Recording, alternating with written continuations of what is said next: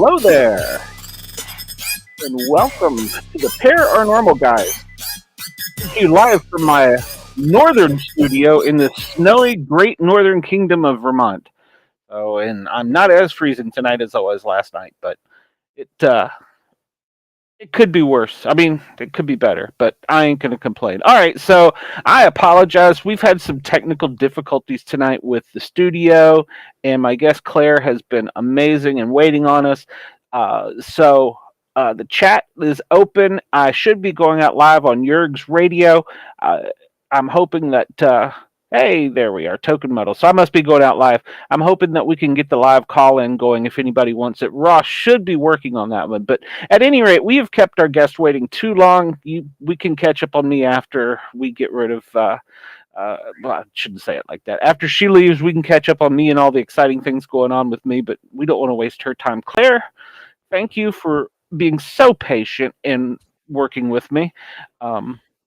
Anytime. It was well worth the wait. Well, thank you.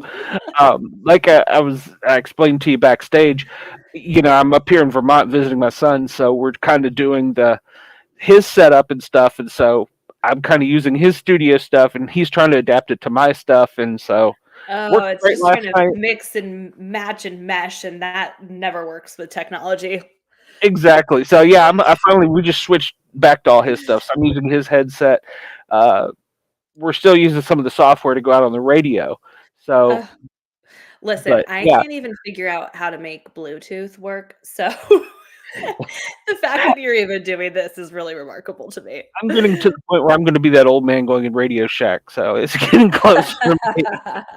Oh, I forgot about Radio Shack. That was one of my Oh. first jobs in high school. I loved that place. So Oh, man. I loved always that place loved it. too. Got my first cell phone from there, I think. Yeah, yeah, yeah. I've always loved technology, so I've always played with this stuff. So Oh, it's such a great skill to have. I mean, I feel like that's what our world is now. So I need to remind myself of that all the time when I feel like I'm falling behind on apps or this and that. And, I feel for my parents and my grandparents who get so easily overwhelmed by it. Bring back the shack. yeah, Yes. bring back the Shack. We should. Hashtag that and see if we can get it trending. I know, same. I Best Buy is still around. We still have Best Buy. It's not the same. It's not the same, but No, it's not. And well, it's sometimes you need just one little part, and you go in there, and Best Buy is so big you get overwhelmed. So yeah, yeah, I know. It's so true. My son calls it the TV store. yeah, Because it's like all those exactly. big just screen TVs that are just yelling at you. And all the video game stuff too, which I know nothing about. But Yeah, yeah. My husband's a big gamer. He's in the other room gaming right now on that new well, Call of Duty update.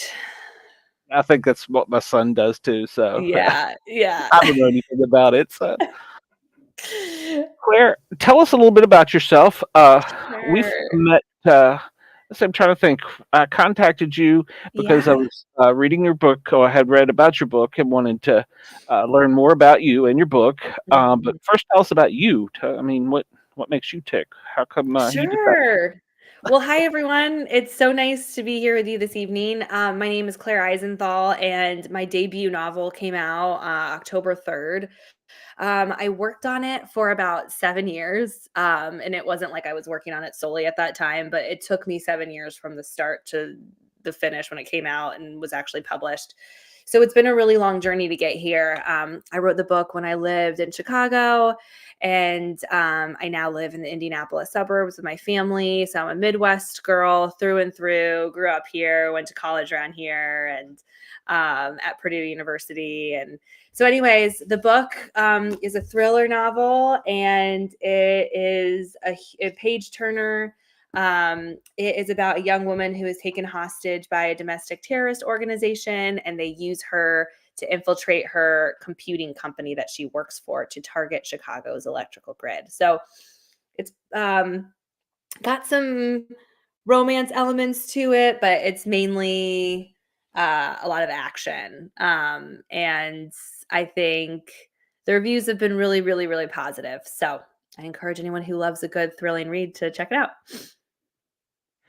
You were right about a page turner because I was sitting reading and I'd be like, okay, hold on, I got to go a little bit further before I can stop now. Yeah, good. That's the goal, right? Keep you So hooked and I that's wrote so it how fun. I like to read myself because, I have a short attention span and I have a really bad habit of reading ahead in books, which I don't like to admit, but I wrote it so you can't because you just have to get to that next chapter. You don't want to skip ahead. And so I hope that the short chapters and the dual point of view kind of helps me with that. Yeah, the short chapters did, but then I just found myself, okay, I fell asleep last night reading some of it, and I woke up at like 6 this morning with the iPad in my lap. So Oh, good. Oh my gosh. Well, I love hearing that. I can't wait to hear your thoughts on the end. The end is probably what's really been uh yeah, it's so far it's it's great. So, oh, good. so Good. Thank you so much. what prompted a little girl like you to write a book about a big old domestic terrorist organization?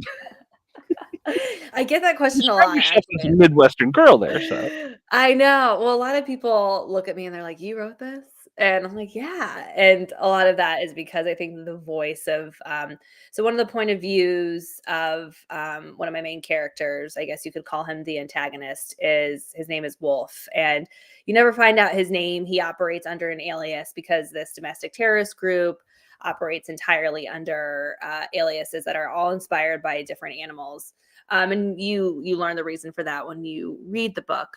But he's a very intimidating, dark, um, how would you describe him, Glenn? Like just so he's very lost and he's yeah, been he's like a completely lost soul, kind of. lost soul. Like he's been completely ostracized from society and he's really ruthless and vicious, and angry and bitter with the world. That's And an emotional attachment.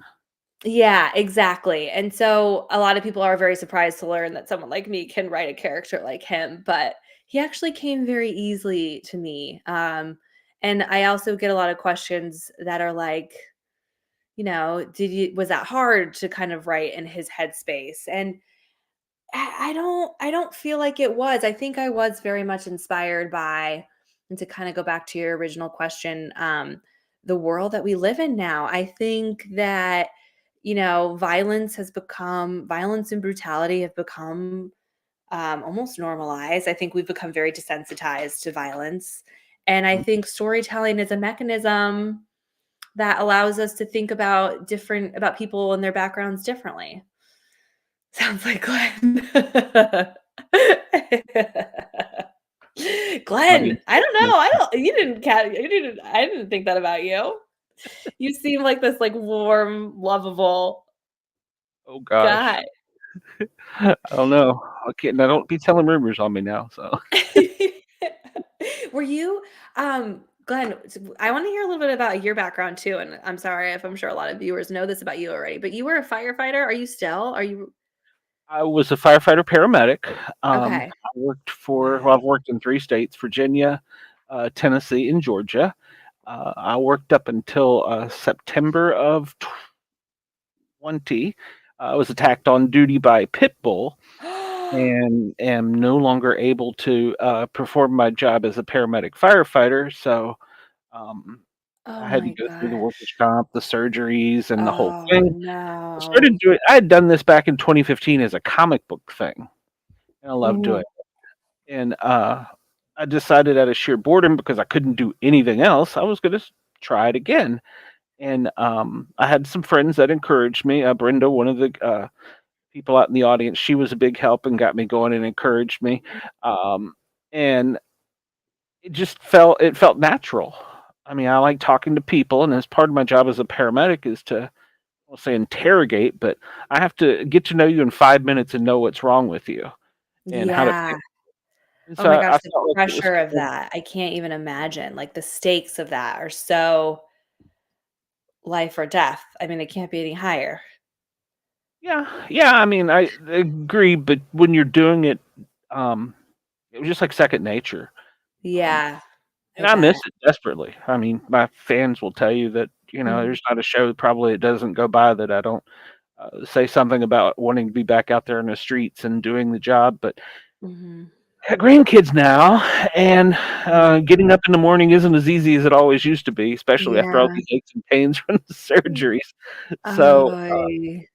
I'm just kind of chill and see what happens. I've got plans to write a training book so that people don't get attacked on duty, but not just animals, but by people, bad people. So that's one project I'm working on, and I've got a Mhm. novel in my head that I still haven't quite figured out how I'm gonna get Oh, out. you I've just gotta started. start. You just gotta start. Yeah, I've started it. I've started building my characters, and I got a good baseline. But Oh, the that's first few exciting. chapters, I'm sure you know this, and is the hard part because you've got to teach your audience, each person, each Mm, player in the game, and mhm. so it's sometimes it's difficult to do, and you don't want to be Charles Dickens and drag it out. But Yeah. you want to get the point across. You know what I'm saying? Yeah, I do. So Mhm. I'm that's the kind of where I'm stuck at now, but it'll happen. It's I'm finding that of course I haven't worked on it while I've been on vacation. I find that it's easy once I sit down and just start banging on the keys. The hard part is going back later and trying to put it together. If that makes sense. Yes, it does. Yeah, it really does. The structure of it is, I think, what a lot of writers really struggle with, and it takes a while. It does take a while, and it takes many drafts usually to, like, really figure it out. So, I think it's great that honestly, if you're just banging on the keys because you just don't put pressure on yourself, and that way, um, like, it's so interesting because I think every writer has a different nemesis, whether it be like redrafting and rewriting, which is mine, or whether it be the blank page, which I think some people get really paralyzed by. Um, and so it's just kind of like figuring out what makes you tick in order to just get it done and get it down and like, you know, m- giving yourself enough to work with so that when you go back to it, you can piece it together and make it work because you can't do that if you don't have it down, anyways. Hmm. When you started in yours, you kind of did little time jumps. Yeah. Um, and how did you have to write it all together and then kind of go back and cut and splice to put it back together? You know what I'm saying? Like, in other words, did you write the whole Yeah. scene out and then go, okay, I'm only going to include this and then cut to this scene like a director would? Is that how you intentionally did it? Oh, that's a really good question, in comparison. N Sorry. no, I'm actually trying to think. I did not I did not, but um like, that's not how I wrote it, but I have had to go back and, like, move chapters around a lot. So, the Okay. opening of the book now was not the opening of the book originally. And I don't know if you've gotten to the opening yet, so I don't really wanna, say too much, but the opening was originally showing us a lot more about Wolf and his background right out of the gate. And when I was in the process of trying to get published, I would meet with different agents and editors, and one in particular who I really admired in the industry was like, "This isn't where your story starts." And I was like, "Oh," it was just such interesting and it was really good feedback. And so that was what changed everything to the concert scene and opening of the concert scene. Um, Okay. and it was kind of a natural um I to me, structure is actually one of the easiest things that comes to me. It was kind of like, oh, okay, so this is going to happen next, and then this is going to happen next, and so it all kind of unfolded in my head, and I just followed it. I just listened Yeah. to that, if that makes sense. No, that does. That does. Yeah. I interviewed a young lady a few weeks ago, and she said that her book started as a dream, and the whole book was a dream. And she got up and told her husband, and he's like, "I put that on paper." And then, of course, she had to expand from, build the characters and stuff because Yeah. she didn't have enough context to put a book out, but she knew Yeah. the characters in her heart. She knew the character, and so that's the way she approached hers, and I thought that was interesting. So I Yeah. kind of almost wish I had that talent. Yeah, where you can just kind of like I think that what's really helped me with that is reading books. Mhm. and the books that I really love and that like capture the books that I really love seem to have a certain formula that like I myself find myself trying to emulate. Because I think that to what like we said earlier, you want to keep people engaged. You don't want them to put the book down. And how do you do that? And how do you do that while also revealing more about the character, but then also having enough action in the plot? And it does sound like my when I explain my story to people, I think it sounds very intense and kind of military thriller like, but it's not. I think you'd agree with this too, Glenn. It's like very character driven, which was always my goal with it too. I was gonna say if you just read the cover, you would probably, or not the cover, but the back of Yeah, it, the the copy. description. Yeah. Yeah, Yeah. if you just read that, you might get that opinion. But no, Yeah. once you're into it, it's definitely not that. Yeah. It's not. There's a little bit more there's a lot of layers to it.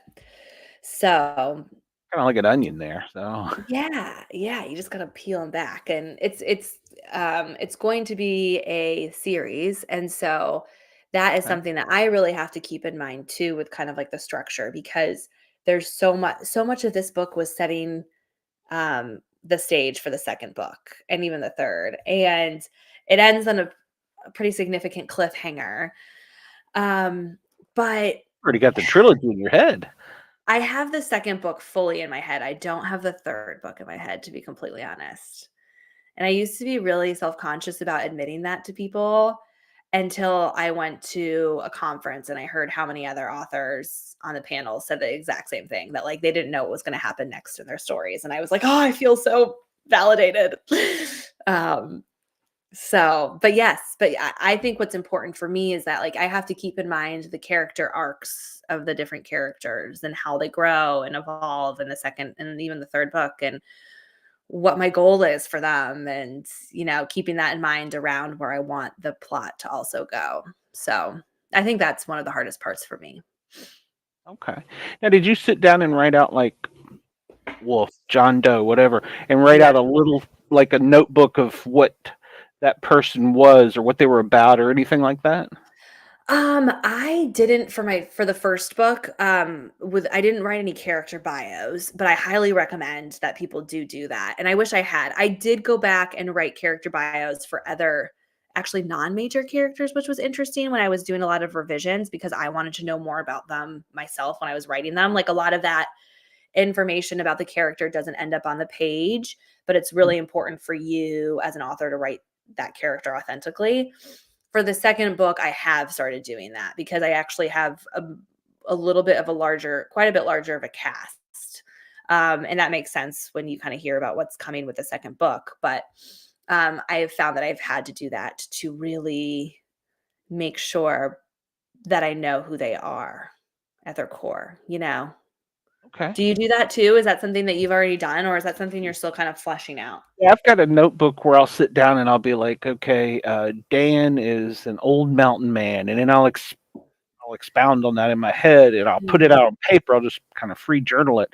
I mhm. may not keep all of it, but I do have that so that maybe some point in time that Dan as a character may go back to that trait. He may reference his old home in the mountains or something. So um, I guess it's kind of like keeping notes in advance. Is I guess the way I Yeah, think about it. So that's because super smart.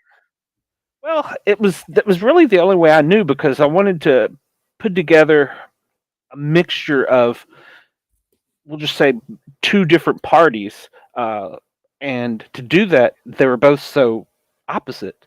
I kind of Mhm. felt like I had to give one side. If you read it, you're like, oh well, this side's cold and mean, and this side's so warm and cuddly. I think I Mhm. felt like I had to do that so that I could show a little bit of humanity in both sides, no matter which side you're gonna like out of the book. So if that makes sense. Yeah, it does, it does. Have you found as you've started it sounds like you're still in the early stages, of course, but, like, have you found the process to be how like, have you found it to be, like, therapeutic? Does it kind of bring you alive in a way you weren't expecting? Like, what has the act of writing done for you since you've really just started exploring it? It does in some ways. In other ways, it seems to be so frustrating. But Yeah. in a lot of ways, it allows you to release a creativity. Um, maybe that you didn't know you had are per se, it allows you to daydream more or less. Yeah, it And does. I love and the that. daydream, because I will do that about a daydream. It might, I mean, and it sounds silly, like I'm having kids like daydreams, but something just a free Yeah. floating thought. Well, that means something somewhere. I don't know if it means something yet, so I'll just kind of jot it down and set it aside. So Yeah. Someone once mentioned that to me, and I never thought of it this way, and they were like, "Oh, you must have a really vivid imagination to write like this."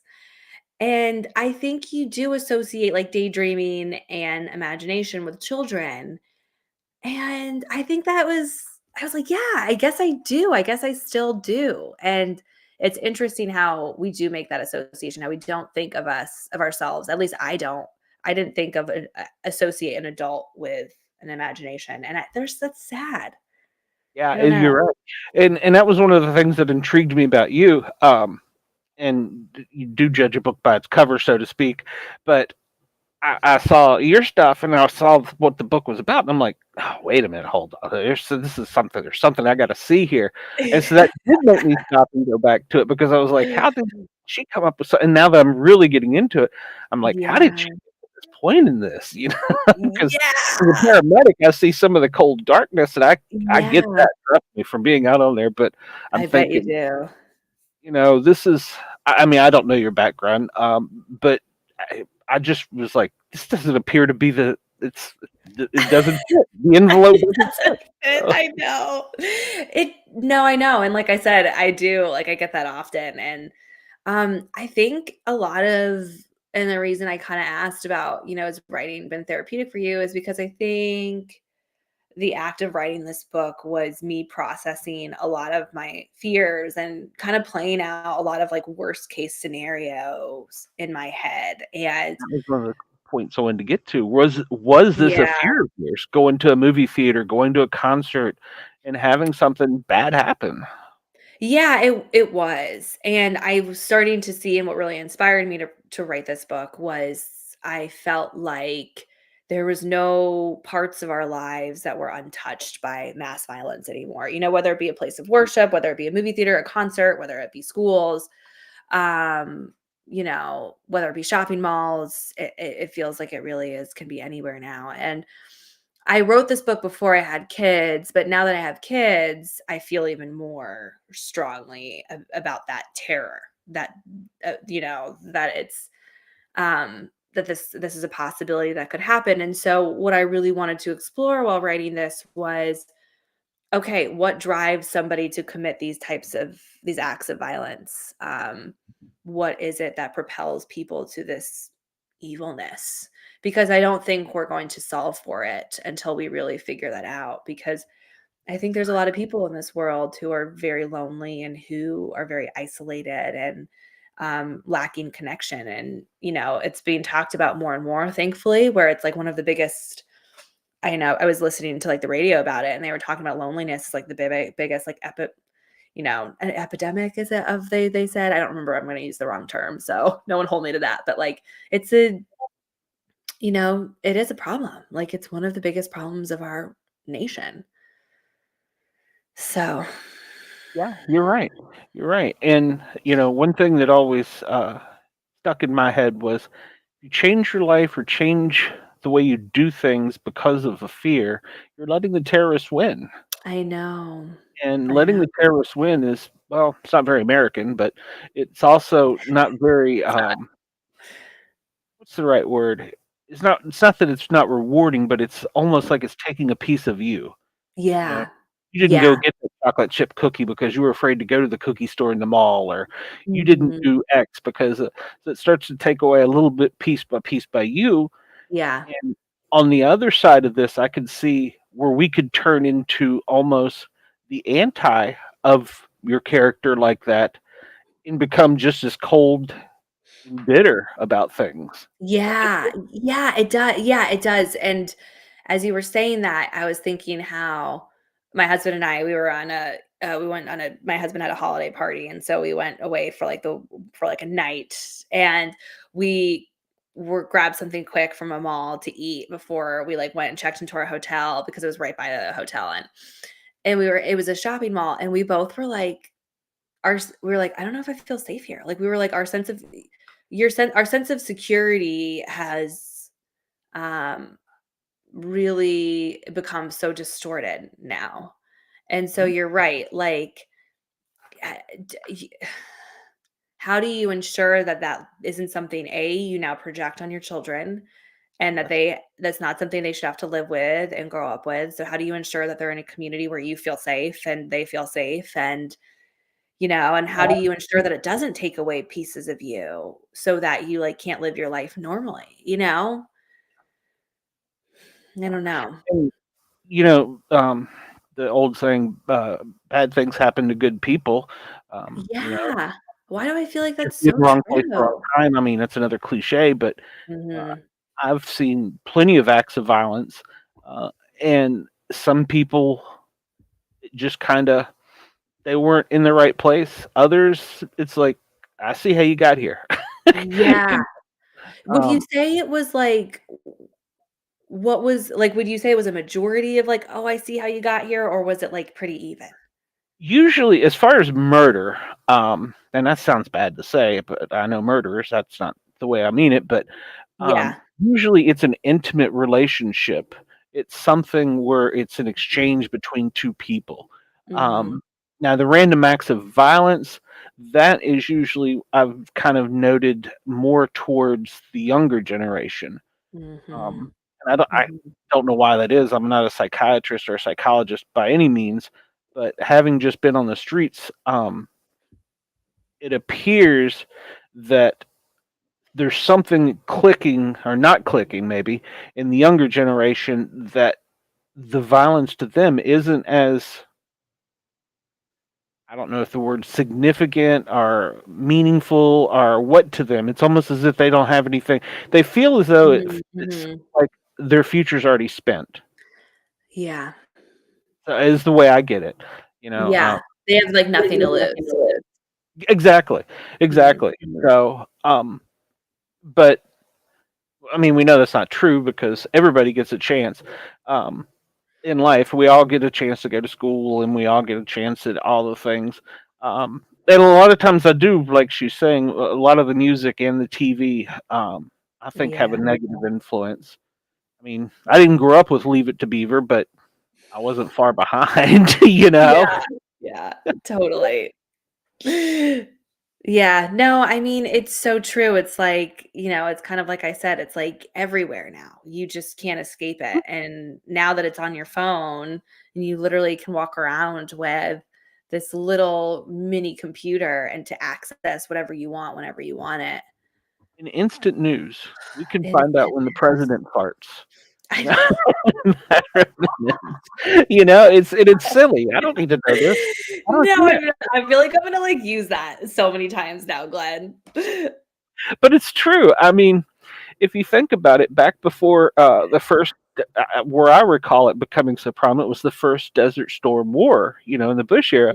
It's Mhm. like you just suddenly it's right here in our living room, Used to it would be over Yeah, there, and like you yeah. said, now it's on our phones, and I don't I think I mean, I know I'm getting old, I hit 50 now, I get it, but I don't think we need to be inundated with that much stuff, you know? Yeah, and I think what's happening is that, now everyone's starting to have an opinion about all of it, and so these events and these wars, people are starting to have all of these, like, it's starting to public opinion is starting to sway politics, and in some cases, I think that's obviously, of course, very important, but in other things, it's like people don't know what the F they're talking about, and they think that they do, and they think they're experts in it, and they're really not. And so, I think a great example of what's happening with Israel and with Gaza right now, and it's becoming a misinformation war, and people are at each other's throats.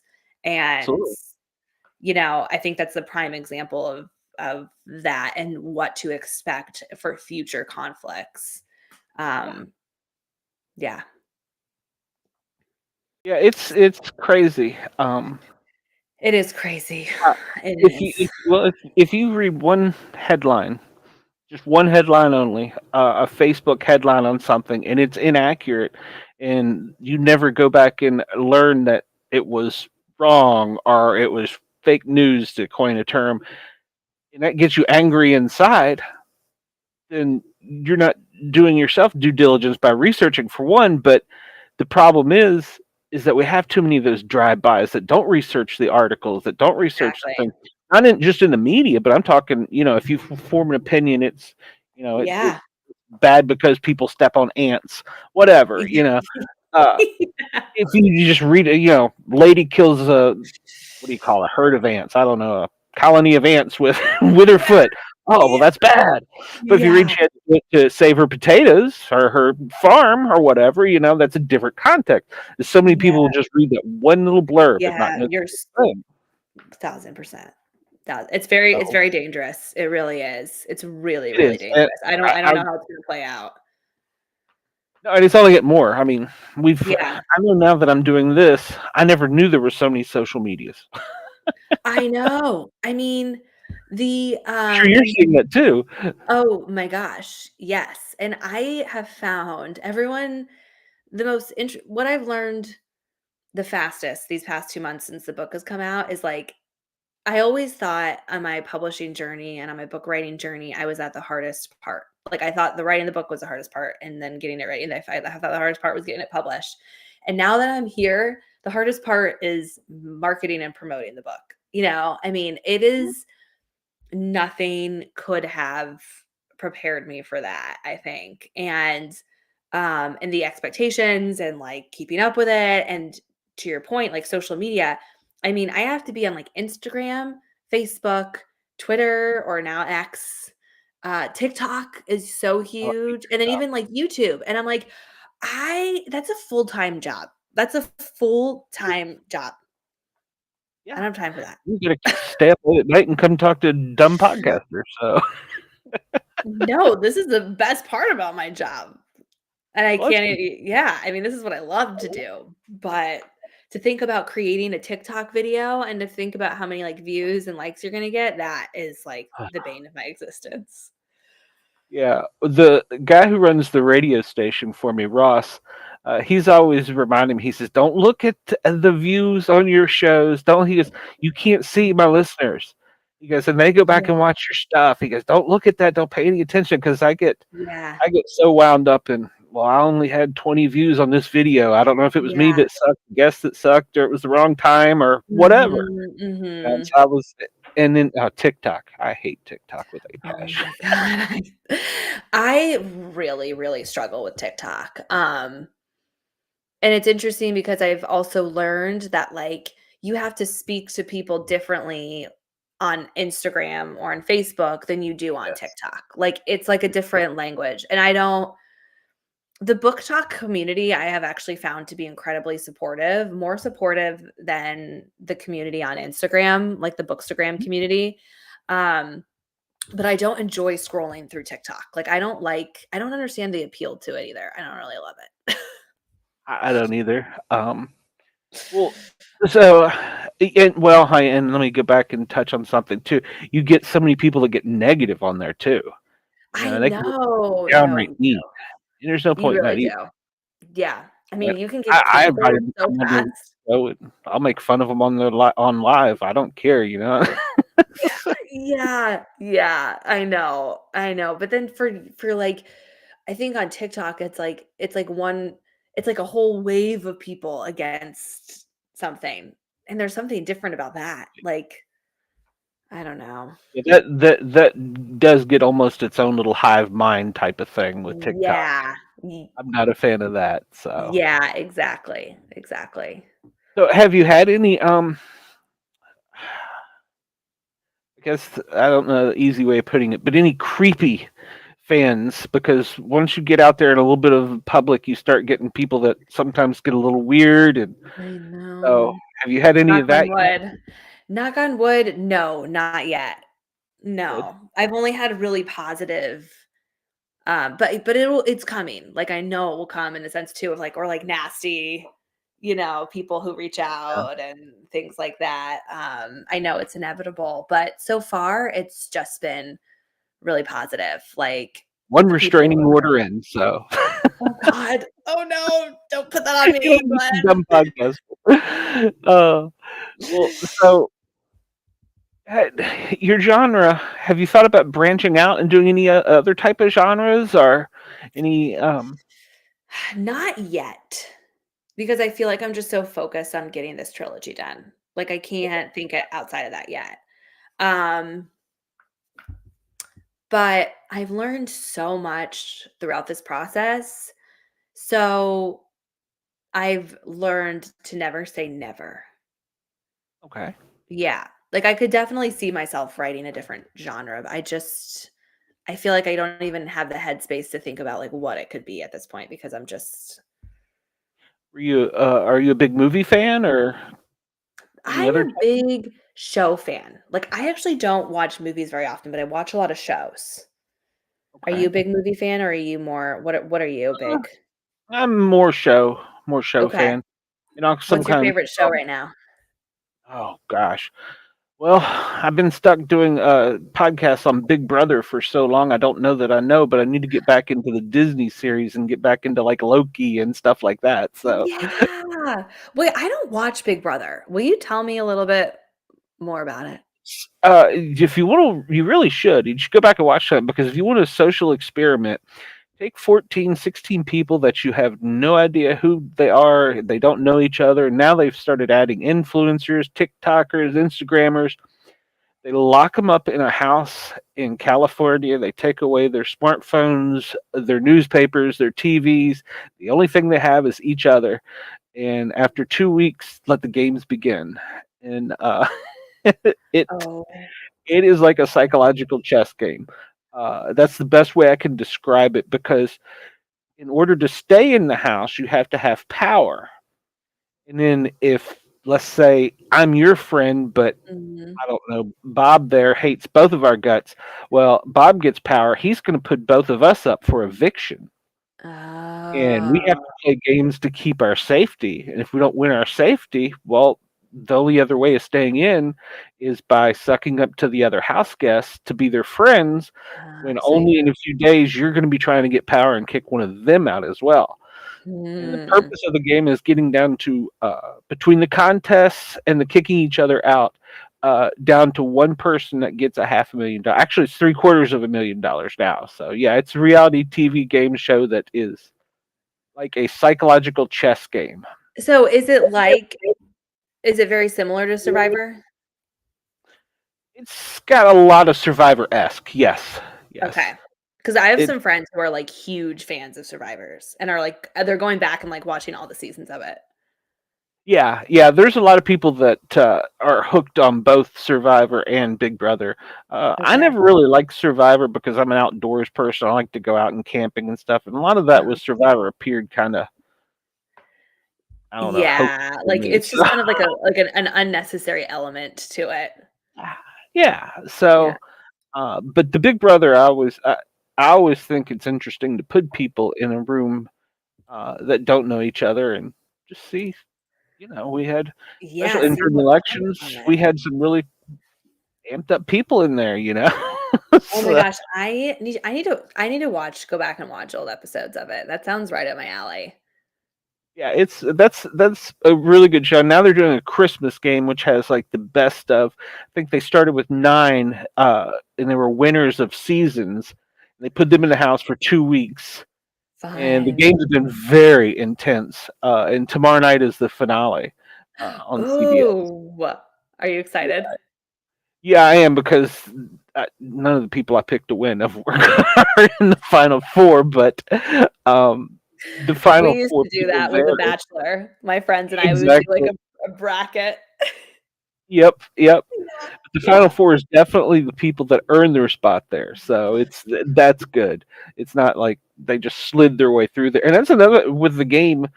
If you're really good, there was one young kid that was just kind of like that typical stereotypical beach bum kind of guy, didn't really have a lot of common sense. He slid the entire game through. See, And sometimes but, like, are they actually the brilliant ones then? You know what I mean? Like, I don't know. he got the girl, but he didn't get the money. So, so I don't, Hmm. I don't know. It's I Hmm. think in the long run it was probably more expensive for him. I was gonna say I think I'd go for the money. Yeah, But I would too. So, well, did you when you were growing up? Did you ever read comic books? I didn't read comic books, but I read a lot. And I love and I know this isn't a comic book, but it's a graphic novel, but I loved The Walking Dead.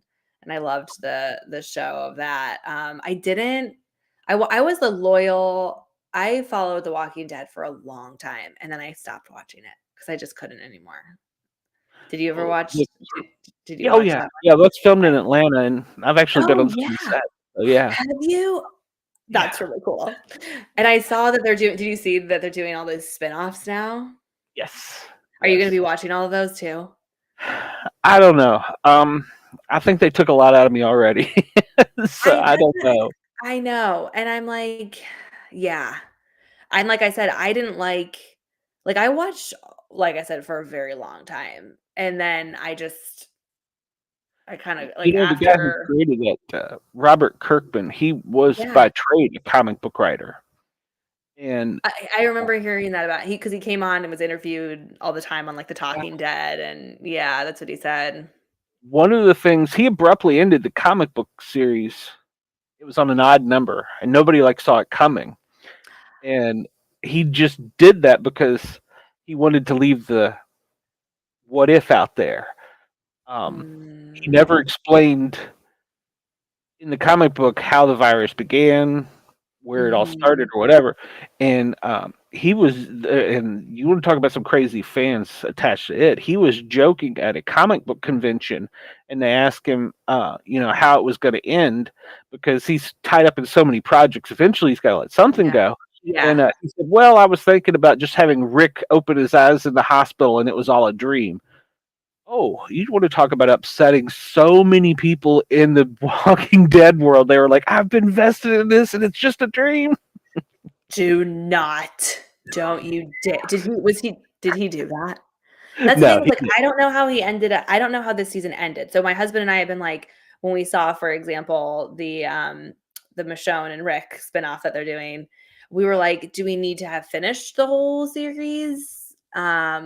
Because I watched So yeah, past when Rick disappeared and was off of the show, but, like, it was then Maggie was gone, and then so many of the key characters were, like, dropping who like, I loved how in the show I loved how they were always kind of ruthless and they never just kept someone on to keep him on. But then I did not like how it's like the people who you followed for so long were all kind of picked off one by one because I didn't feel the same attachment to the new people who they brought on as they accumulated more people as based on the different, whether they were in like Alexandria or whatnot after, yeah.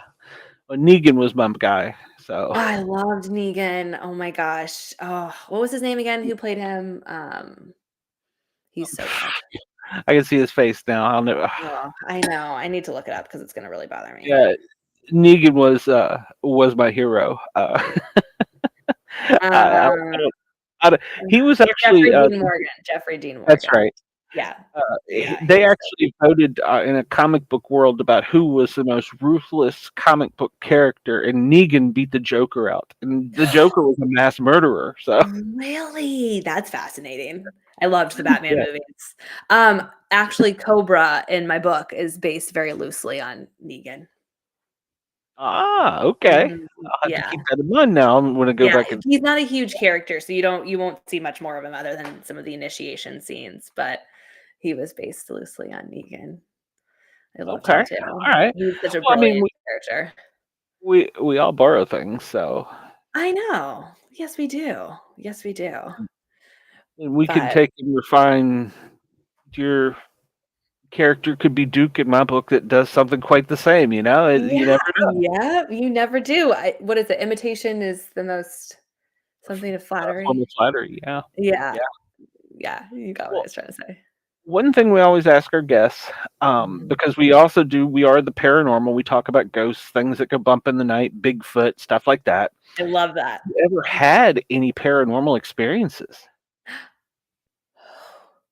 Hmm. Um Honestly, I don't think so. Okay.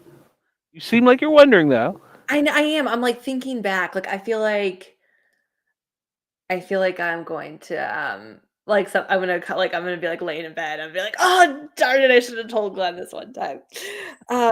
But nothing jumps out at me. My, mom and my great-grandparents, my mother and my grandmother, grew up in upstate New York, and my great-grandparents owned there was a home that was in our family for almost 100 years, and I remember growing up and we would spend summers there, and my mom and my aunts and my grandparents and everyone who had been around the house for a long time always told ghost stories about being in that house, because the house has just been in our family for so long. So I do that. Like, I never experienced anything firsthand, but like there were lots of stories of being in that home for my family that had experienced them. So what's what's Anything? one what's one that you've experienced?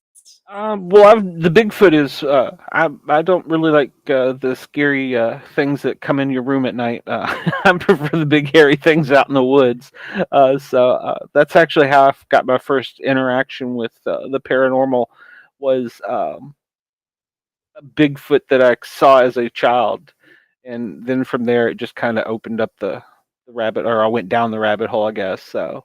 Do you And remember it, like, vividly, that experience? yeah. Oh, yeah. I remember it. I mean, it was like clear as a bell. I could still see the eyes and the teeth. It was just like that etched Chicken. in my mind. So yeah, chicken. Yeah. Brenda. Oh yeah. Well, there I did try and run. I will tell you that. So, Was it but terrifying? How did you even like, were you scarred? well, we had heard about this creature for living in the woods just outside of Washington D.C. called the Mount Vernon Yeah. Monster.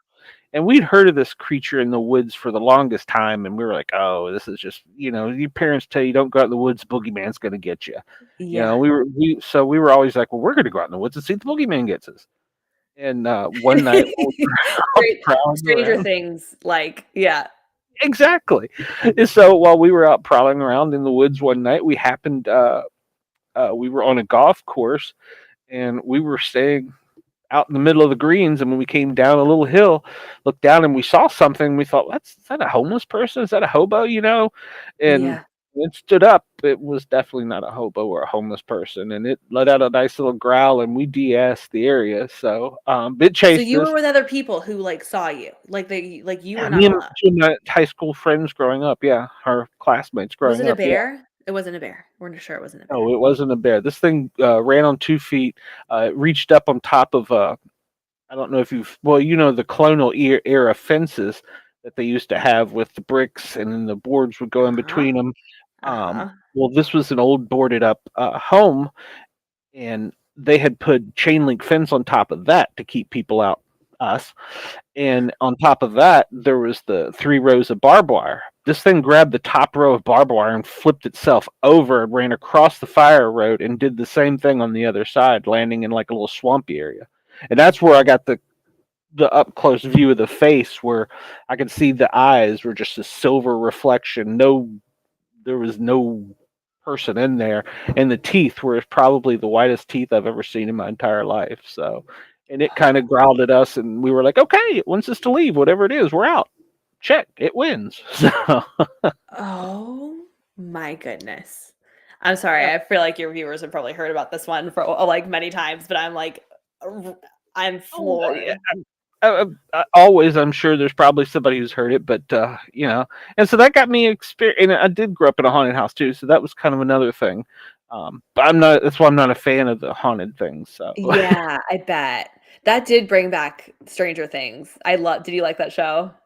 yes, I yes. love that The other show. one filmed in Atlanta, so That was filmed in Atlanta too? yes, it I is. feel like Yes, it is. there's, like, almost everything that's filmed in Atlanta though, I feel. Atlanta is like Hollywood South. Yeah. It's almost annoying because now there's so much going on there. Where there's HBO, Disney has a theater studio there. There's like 2 or 3 others. Um, it's they constantly are either messing up traffic because they're filming in a downtown or they're Yeah. doing something. So it's almost of an inconvenience. So Yeah, that is the people it brings in, I'm sure can be a little. yeah, well then there's those. So yeah, so Yeah, Atlanta's got its own little melting it's pot getting of stuff. crowded. It's getting crowded. Yeah, yeah. Well, I don't want to keep you. I'd love to keep you and talking to you Yeah. forever, but I know you gotta I be a know, mommy in the same. morning. If I didn't have a curfew with my Your bed. husband's gonna be up playing video games, He so probably is. He probably is, but I'm like, "Fine, have fun. I need my rest." you don't need beauty rest. Come on now. Yeah, yeah. So, where can everybody get your book? Anywhere. You can order on Amazon, you can order it on barnesandnoble.com. It's in I don't know if it's in an Atlanta Barnes and Noble. It's anywhere. And if Okay, it's not, if you walk into your bookstore and you ask for it and it's not there, ask them to just order it for you and they call me. will. I'll beat them Yeah. up. You gotta have Yeah. Claire's book. Yeah. Say like, why do you not have this here? Um, Do you have a but website? I do. It's www.claireisenthal.com. So my first and last name. The book right here. Oh, Brenda, it's in Texas. Yay. Yep. Better It's be. it is a good The Rising it is a Order. good book. Yep. Yes. And Glenn, I expect a review once you're done because I want to hear your thoughts. So you have to message me and let me know. Do that. I can do that. And I want to get an autograph, because you're gonna be famous for Yeah, you be oh, doing you think you doing so? movies. Well, this book really it A lot has of people do say that. They're like, this needs to be made potential into a movie. Yeah. because it. I mean, the opening scene is almost like a movie. Yeah, it's very cinematic. A lot of people have said that. So hopefully we'll Exactly. see. I mean, you never know. And I can't remember who said it here, but you never say never because that means giving up. So we're definitely not doing that.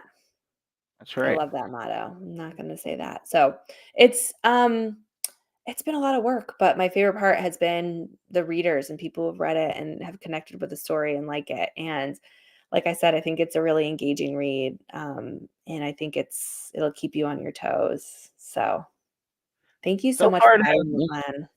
Oh, yeah. I get to read a lot of books for people, and Okay. not for, I guess, from. I guess that's that right. And Hmm. not all of them keep me in suspense, and not all of them do a finish. I mean, that probably sounds bad, but I mean, No, I'm the same. gosh, there's some of them that are like you said, just they keep you gripped. You got to know what's the next page, and there's others like, it's, Yeah, I know exactly that feeling. I do. And I just think everybody's time and energy and attention it's limited and so whenever someone does read it, I feel very honored, because I know how much everything else is it's just vying like for a people's quick attention. fix of adrenaline. That's the way Yeah. I feel about it. It's kinda like a quick fix Oh, because at love one that. point you're kinda like going, "Oh, oh, oh," and then you're like, "Oh." So it's like, well, like the fade to black, you know what I'm talking about, yeah. Like, "Oh, no, nuts." So, yeah, you got Yeah. your little adrenaline fix in there, and it just kinda brings you back down, so, yeah, yours is definitely like that and keeping you glued to it, so. I'm gonna have you be on my next book jacket cover. That'll be like the blurb on my book jacket. The little Wish. hit of adrenaline you need. It is. It really is it's the way I looked at it 'cause I'm, being an adrenaline junkie, firefighter, paramedic, You that was have to be kinda to like do the way your it was. job. Yeah.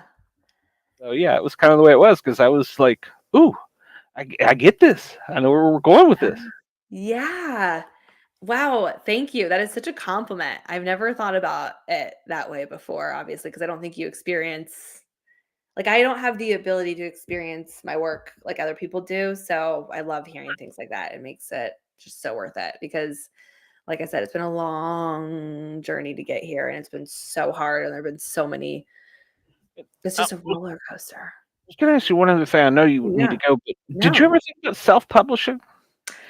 I did, but because of at the time that I was writing the book and was in the process of trying to get published, I didn't have the capacity to self-publish, and I didn't have the Okay. time and the energy because and I know a lot of people who have been very successful with that route, but because I had a very demanding full-time job, I was still working at Google at the time, and I was in the process of trying to get the book ready for publication, and then I was also, have 2 young kids at home. I didn't have it in me to, like, do the marketing and the formatting and the design and the editorial, and so, that was primarily what swayed me to go this route, you know?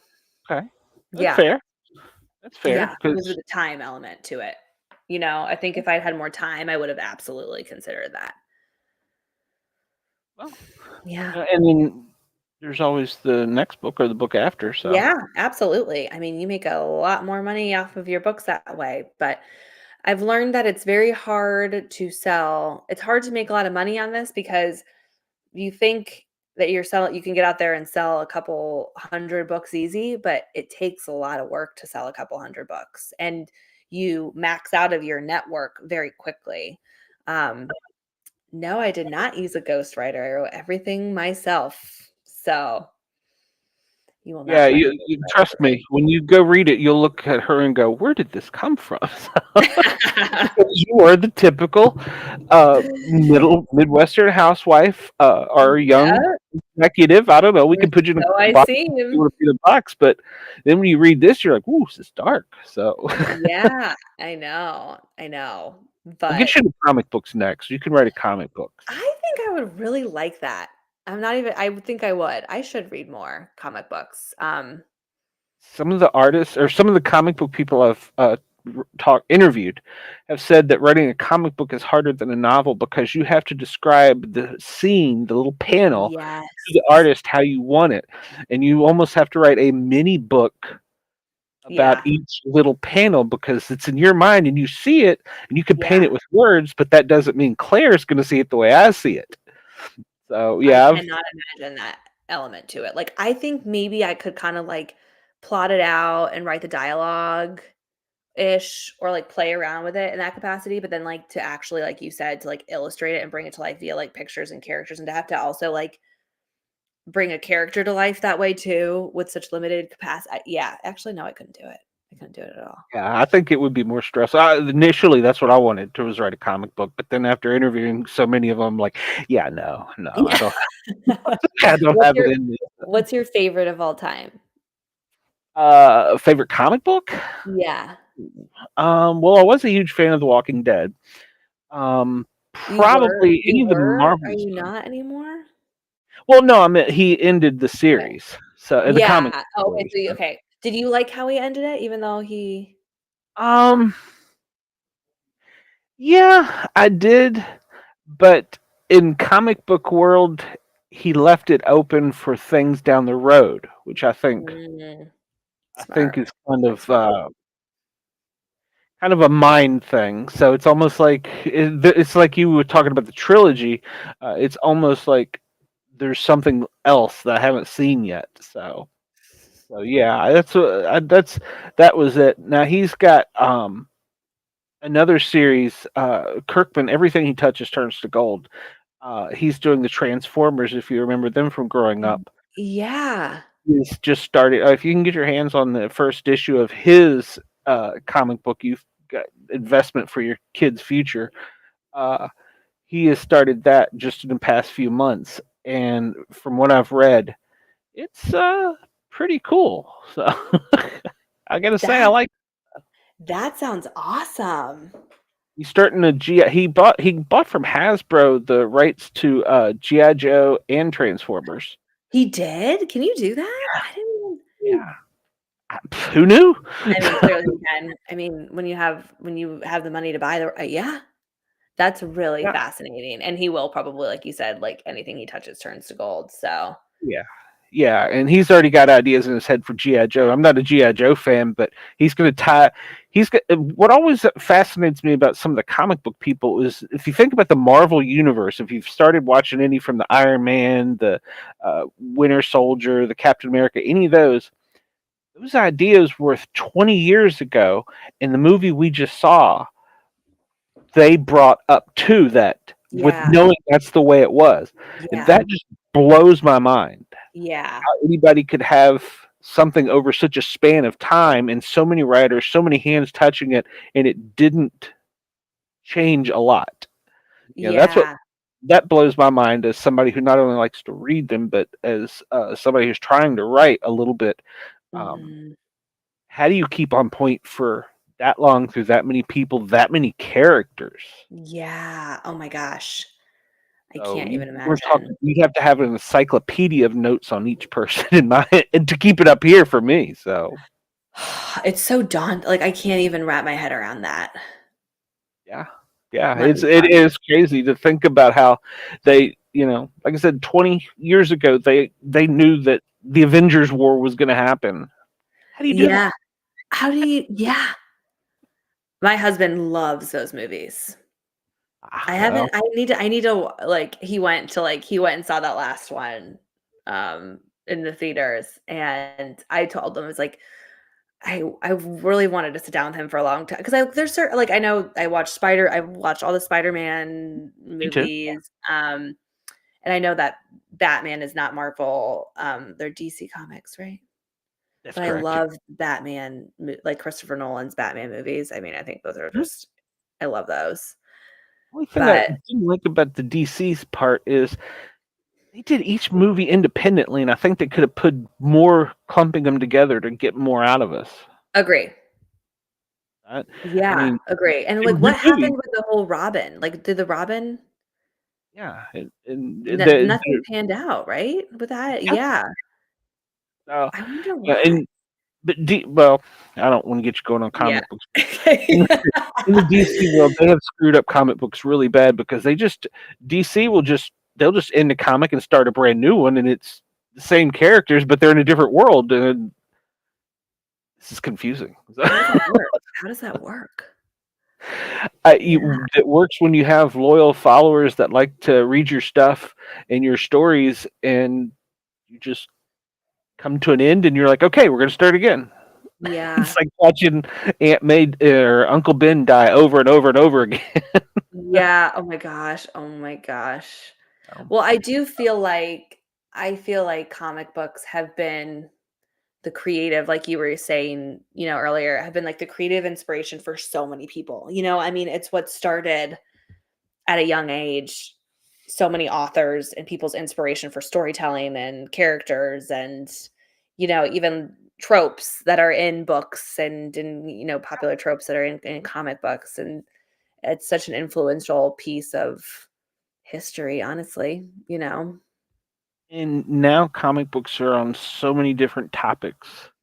You know, Yeah.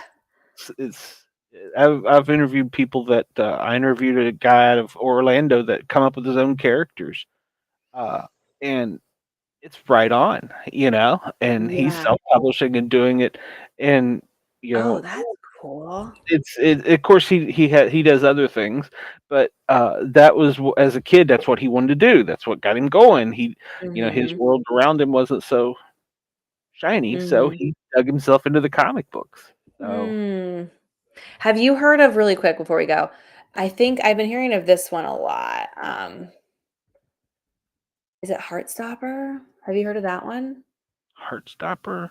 Yeah, that was a Um, big one, I think I heard of that's been, like, becoming very popular, and they made it into, like, a Netflix show. Um, hmm, yeah. Heartstopper. No, the name doesn't sound familiar, but Okay. there's so It many was of one them. I haven't read it, but it was, all over Instagram or something, so I'll tell you what, you read it and you let me know because I have this sneaking suspicion what you like to read and what I like to read are pretty close by the way you write. So I think so too. I can't wait to hear what you end up writing, and I can't wait for that journey to really unfold for you, and that's awesome. thank you. Thank you very much. I appreciate I that. hope we stay in close I'll come on touch. your show.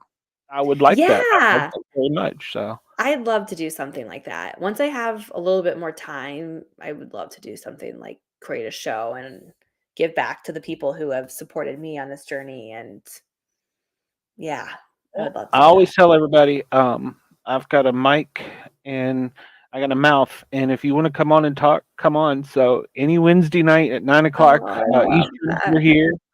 And then on weekends, we're cutting up, being crazy, as we call my band of friends that get online, the Misfits.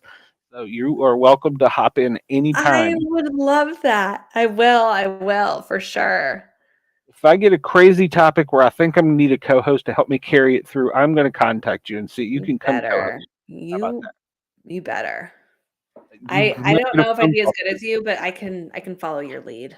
I'm just talking. I can This is all learn. ABC. Audition, bullshit, close. That's all. I love that. I don't know what I'm doing. You saw There's that so earlier. many there's so many isms I'm gonna take from you tonight. There This were was so so many. much You saw fun. me cussing because I couldn't get buttons to work on a screen backstage. I was so impressed. Are you kidding? I was like, "Wow, we're doing this. We're going live." Like, I don't know. Anytime anyone can make anything like this happen, I'm just beyond impressed. Well, I'm happy that I impressed you, but I don't understand some of the magic that it made, because, like I said, Well, we you heard did me it. cussing. Thanks for everyone for sticking with us because I'm glad that you showed up, Claire, and I'm glad. I really mean that. I have a time traveling vampire coming up that I might need some help with, so brush up on that. So done. Right up my I will, alley. I will contact you. Please do. All right. All Well, Claire, right. you get some rest. Take care of those babies tomorrow. I don't know what your Thank you. weather's going to be up there for Christmas. I hope that you get a little bit of snow. I don't think so, but it's gonna be like rainy and 50 and gross. So Well, it's but like it'll be 20, and cozy inside. That's what I say. I'm like, we're not gonna be going outside anyways. So hopefully Santa's good to your kids and you. So yeah.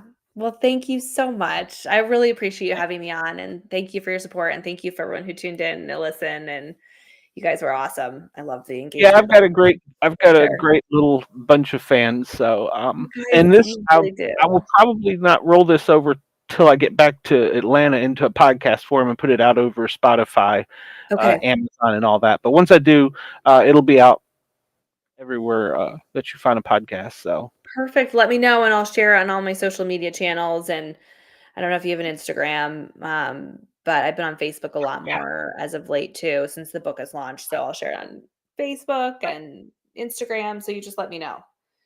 awesome. I will do it. I will do it. So I'm gonna wait till the first year on Yeah, everything. yeah, yeah. Oh, please. Yes, of course. All right. Well, All right. you spelled Mary wrong. I love you, Brenda, Brenda. but not that kind of Mary. I've already Mari. spent too much money there. uh, There. We'll talk to you soon. Thanks for coming. thank you. Uh, All right. Bye, I'm everyone. gonna Good stay on here and night. socialize with a few of these people and let them know what's going on with me in Vermont. So, Okay, lovely. All right. Bye. It was wonderful meeting you in person. thanks, Claire. Okay. I appreciate it. We'll talk soon. Yes, please. Good night. All right. Bye. That was great. I was so glad that she was able to come on. I was afraid that the show wasn't going to get off tonight because, well, my co-hosts all bailed on me for one. For two, yeah, I did just throw them under the bus. For two, um, the studio setup that I was using last night worked perfectly, and then tonight something changed, and we're still not clear what it was. But it caused all kinds of problems and feedback. I think we almost deafened Ross with some of the noise coming from it. So, but we got it worked out. I'm obviously using my son's headset, um, and I'm hoping it sounds all right. It did from the test we did, so that's why we got a late start. But for anybody that doesn't know, we drove up to Vermont to see our grandchild and to spend Christmas up here, hoping for a white Christmas. Um, hasn't necessarily panned out the way we wanted it to. It appears it's just going to be a cold Christmas, although it has snowed a bit. Uh, but it's not like we were expecting a huge blizzard. But they say something may happen towards the end of the week, so we'll see. So that's all that's new with me. If anybody wants to hop on here with me while I'm still live, I'll be more than glad to throw it out there, open mic. Otherwise, well, I don't know that we're going to have a wet one up here. Um, I think all that's going to stay to the south. If it was as cold as it is, it would definitely be snow. So, but yeah, I don't know that it'll be wet up here. I think more down in the south, down in your region. I know in Texas, I think you're supposed to get some uh, uh, wet stuff, but I don't know. I don't know if you're going to be cold enough for snow down there. But um, yeah, so yeah, if anybody wants to jump in there, I will send the link. Hit me up on Facebook. My phone's been sitting here making noise, so hopefully wasn't somebody trying to get in touch with me. But yeah, I bring you in. We'll chat. Any of you, if you want to. Brenda, are you going to get snow over the next few days, or is it just rain? 'Cause if it's snow, you're lucky. I wanted it up here. That's why I came up here. So, um, Brenda says, send the link. She'll brush her hair. That's my girl. Uh, yeah. We wanted or Beth really wanted the white Christmas more so than me, but we came up here and it got a little bit of snow right off the bat, but then it kind of tapered off into nothing. It's was spitting snow when I went out there earlier. It's been well. Currently, it's already in the teens. So yeah, it's 20. So it's been pretty dang cold. Not no rain. But it's been pretty cold up here. We've gotten to spend some good quality time with the little grandchild. She's great. Love being around her.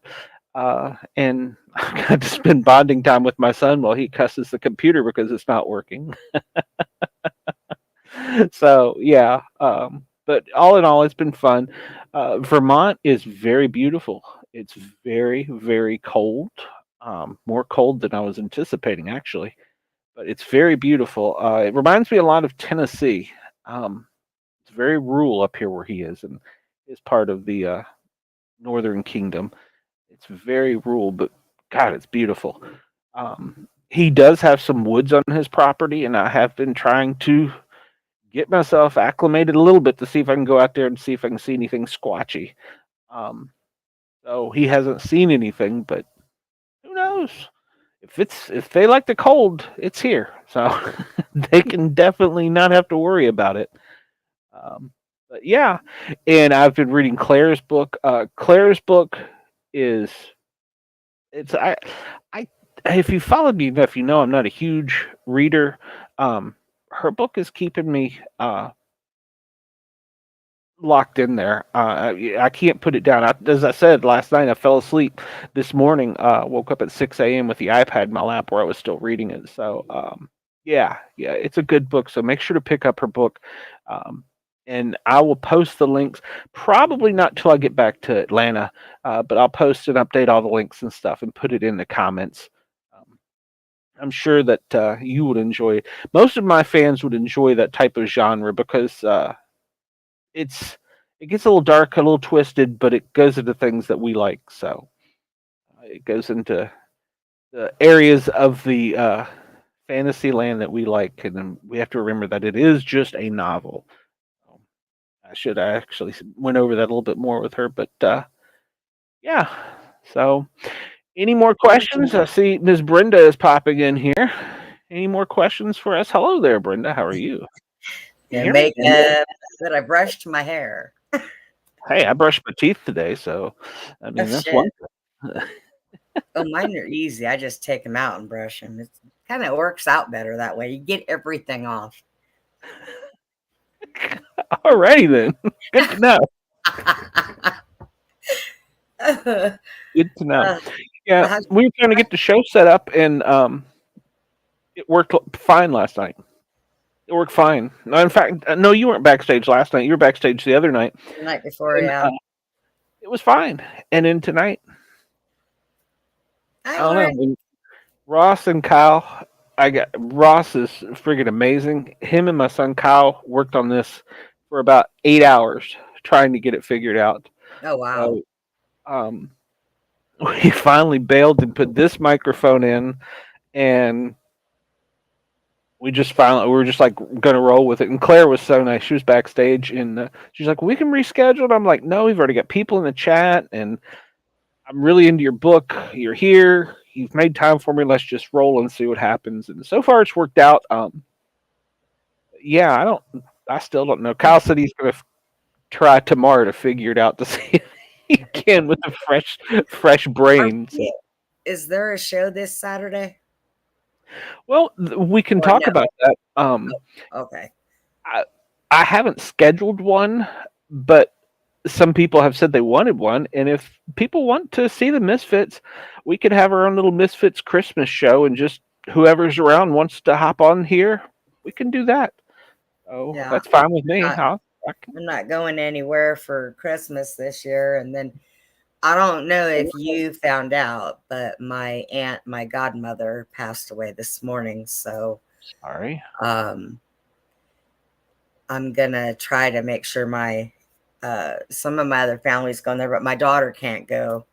So my daughter was gonna go spend Christmas with my cousin, and now they're on their way to California. So it's been one of those days, let me tell you. Well, it's not a good time for anyone to pass away, but around the holidays, it seems like it's even worse. So yeah. And I hate to hear that. I've got a doctor's appointment at 7:40 in the morning. I've been fighting an infection, so I've got to get some antibiotics. So I'm really not down for any travel. So, and that's what happened with her. She had an infection. It went septic, and I guess she had a little internal bleeding, and they didn't know from where.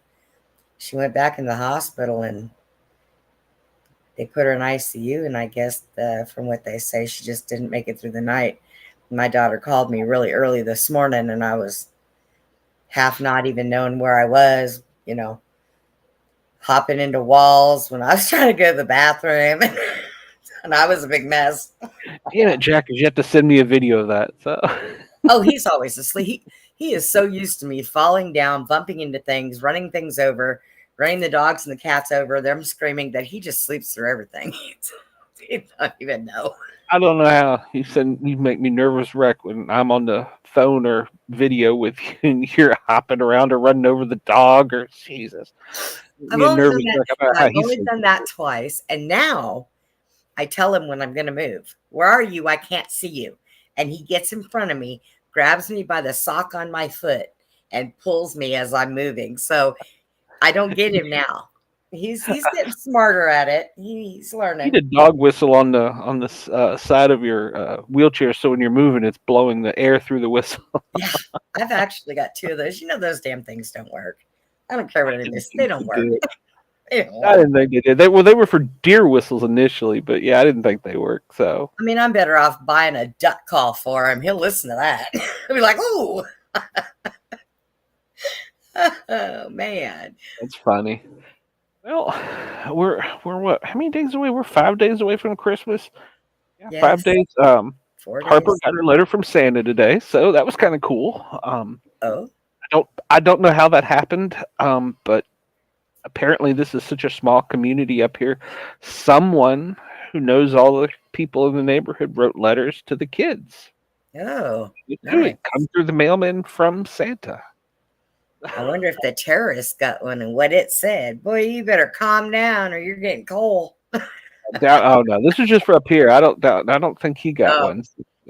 Harper did tonight. She got hers. She was all excited, so it was kind of cool.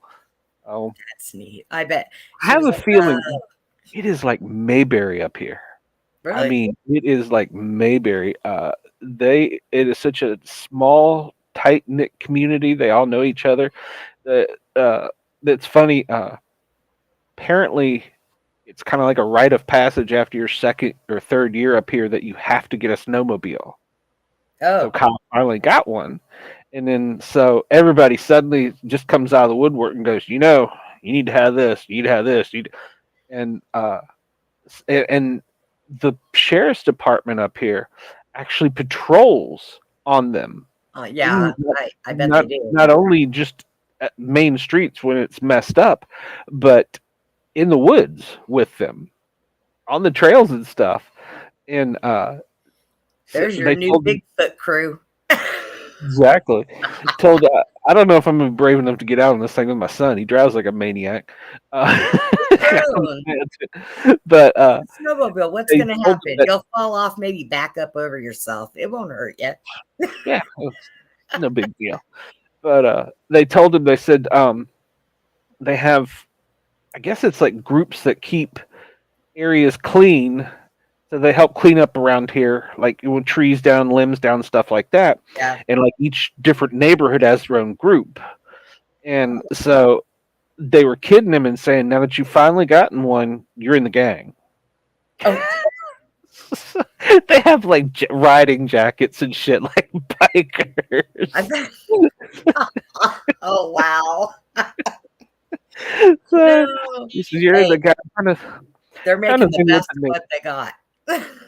well, I mean, up here, I mean, the fire department's volunteer, the ambulance is volunteer. I mean, his closest neighbor is like 2 miles.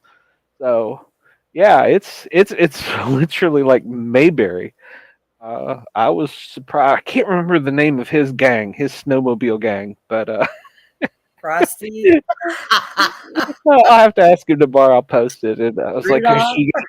I said, you get a biker name to put on it? Ice balls. Ice balls. That's a good one. Ice balls. That would be the ice cat. So The ice cat freezing his balls off. Yeah, that's the way to go. yeah, everybody's so nice up here, and Where? that's a moonshiner. So hell yeah. I'm telling you, that would be better than Florida, than a condo in Florida. You know? No, it's so cold. It's so cold. Oh, you'll get used to it after a while. Your blood will thicken up. You'll be all right. That's what my son Plus- says. So, Plus, you know, that's what my it's son its said. own He said, little "Oh, Mayberry community. If you go get drunk, the sheriff just puts you in the cell and let you sleep it off till morning.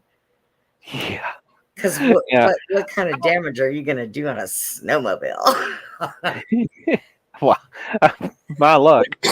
Yeah, I wonder if they get into pursuits. That would be interesting to have a live PD with officers on snowmobiles. That'd be pretty badass. We're in pursuit. Oh, God, that would be probably hilarious. You know how many people would probably pee themselves? Why don't you go start something and make sure your son's behind you videotaping so we can watch that? Exactly. That would just be, Wonder, hey, do they have sirens like they did on ships? son's going to start a new Christmas tradition and make a new Christmas movie. Cops on four wheels. Pretty badass. That'd be pretty badass to ride around a snowmobile with a little motorcycle siren. God, it would. That would be so hilarious. So yeah, So where not is yet- everybody? everybody is upstairs. And that's it. No. I mean, where's Dina? And I know JT said he was going out of town, I guess. Where's Dina? To despair. Poof. Yeah, I don't know. Yeah. I mean, it was to the point where we were behind with getting the studio set up because of the audio problems, but to the point I was like, going, it is Wednesday, right? So your audio went away. No, I muted myself so I could holler for Jack. But Yeah, I don't know. I know that I guess everybody's doing their Christmas thing, so it would have just been nice to know, but hey, that's okay. I thought she said that she was going to read it because she was going to be here. You get me a pack out of the fridge. Got me. I don't know. So, and I knew that I wanted to talk to Claire for sure because I've been reading in her book and it's pretty damn good. So Yeah, it's out here at Barnes and Noble. Oh, it's in a red box too. That's kind of cool. make sure you get it because it's the opening scene. Like I said, I had started reading it a little bit beforehand, and I really dug into it while we came up here. But I was like, how does she write this? Because I don't mean to be stereotypical, but you look at her and you think She doesn't look Hey, this dark and evil. haven't you ever heard that big things come out of small packages? Did you just not believe that? It's kind of scary if that's the way she's thinking. Her mind's working. Her husband might want to sleep with a bulletproof vest on or something. Hey, I have read and watched so many horror movies and have collected so many of them that I could probably, if I sat down and put my mind to it, I could probably go bump to bump with Stephen King. He's a jerk anyways, so I know I'd probably outdo him because, I'd put him in my book and he'd be the rotten, smelly bad guy. You need to every day just sit down for 10 minutes and free flow some ideas. Yeah, I know I've had people tell me I should write just about, because the people that I see that are no longer with us anymore, some of the experiences with them and it would probably be interesting. I don't know. I've thought about it, but I think until I get my eyes straight, I'm telling you, man, I think I'm going blind. I'm going to ask my eye doctor if they got seeing eye dogs on sale that can drive a wheelchair. Huh? You do not need another damn dog. Well, if I relied on these two to help the blind, they'd walk me into every freaking wall. I'd really be running into stuff. No, they've actually been really good to you. Know what they've been doing, Glenn? Because I have this infection. My sugars have been, now, mind you, my sugars have been way below 200 and below 100 for the last 3 years. Oh. I checked my sugar the other night and I didn't hardly have anything. It was 418. Ooh. But when you're a diabetic, your sugar will go up when you have an infection. That's correct. So the dogs for the last week, I've got Tucker in here looking at me, trying to sleep with me. I woke up last night. I was laying on my side and Putin was across my face, laid on my head. It's like, so they're like battling to be up there with me. And the cat keeps trying to get in bed with me. And because they know they can smell that my sugar is way off. And I guess it's concerning them. So, oh yeah, it's been a battle. And then Putin will sit up on top of me and growl anytime any of the other animals move too close to me. I'll hear him. I'm like, oh my God. What? Yeah, like, what are you going to do, you little shit? So. I know, right? You're like 5 pounds of vicious, all right? His mouth isn't even big enough to go around my pinky, but yet he tries to act like he's big. He even gets mad at me and I'm like, yeah, okay, whatever. Pick you up by your little neck and just go, what? Yeah, so they've been doing pretty good. They know that, I'm not right. And I've had so much going on between the last 2 weeks that they know that I'm not feeling up to par like normal. So they're, oh yeah, they've been doing good. They've been trying to make sure mommy's okay. Although I'm not used to having, Jack has a big bed in his room. I've got a twin size in mine.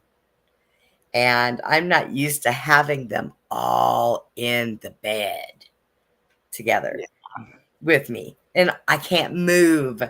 It's like if I move, I'm going to roll over the little one. He cries. I move. I kick Tucker. He looks at me like I ate his steak. I move wrong and clip the cat and she smacks me. She got me and drew blood the other day.